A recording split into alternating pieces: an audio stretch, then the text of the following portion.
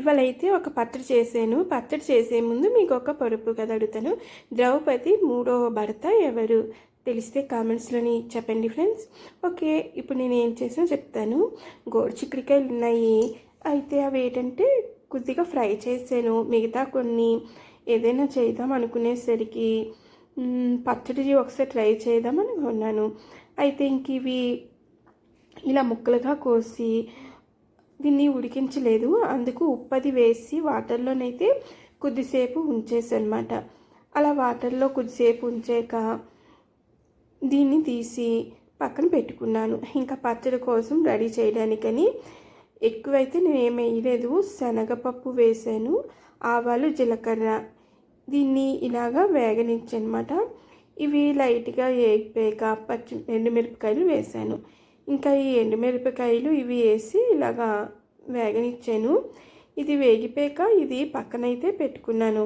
ఇంకా ఈ గోరు చిక్కుడుకాయలు ఉన్నాయి కదా, కరివేపాకు వేసి ఆయిల్లోనైతే ఇది కూడా వేగనిచ్చానమాట.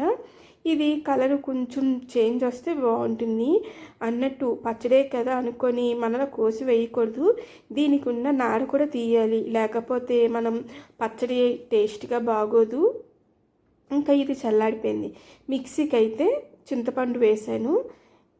ఇంకా చింతపండు వేసి దీన్ని మెత్తగా అయితే చేసి పక్కన పెట్టుకున్నాను. ఈలోగా ఈ గోరు చిక్కుడుకాయలు ఉన్నాయి కదా, ఇది వేగనిచ్చనమాట.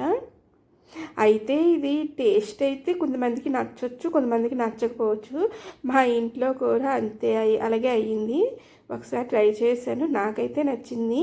నాకు నచ్చిందని ఇంకొకరికి నచ్చాలని లేదు కదా. అయితే నేను చేసింది ఇలా చేశానని మీకు వీడియోలో పెడుతున్నాను. మీరు ఒకవేళ చూడండి, నచ్చితే మళ్ళీ చేసుకోవచ్చు. అందరికీ ఒకేలా ఉండదు కదా టేస్ట్. కొంతమందికి నచ్చుతుంది, కొంతమందికి నచ్చకపోవచ్చు. అయితే ఇవి చల్లగా అయిపోయి ఈ గోరు చిక్కుడుకాయ లేపేసి పక్కన పెట్టుకున్నాను కదా, దీన్ని కూడా ఈ మిక్సీ ముందు చేసుకున్నాను కదా పప్పు, అందులోకి అయితే వేసాను. ఇంకా పోపు అయితే ఇలా వేసాను, ముందే పోపు వేసి ఉంచేసాను అనమాట, అందుకే అలా చూపిస్తున్నాను. అయితే ఇలా పోపు అయిపోయాక పచ్చడి వేసి కలిపేసుకున్నాను.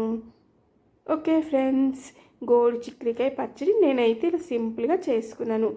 మీరు ఎప్పుడైనా చేశారా? చేస్తే ఎలా చేశారో చెప్పండి.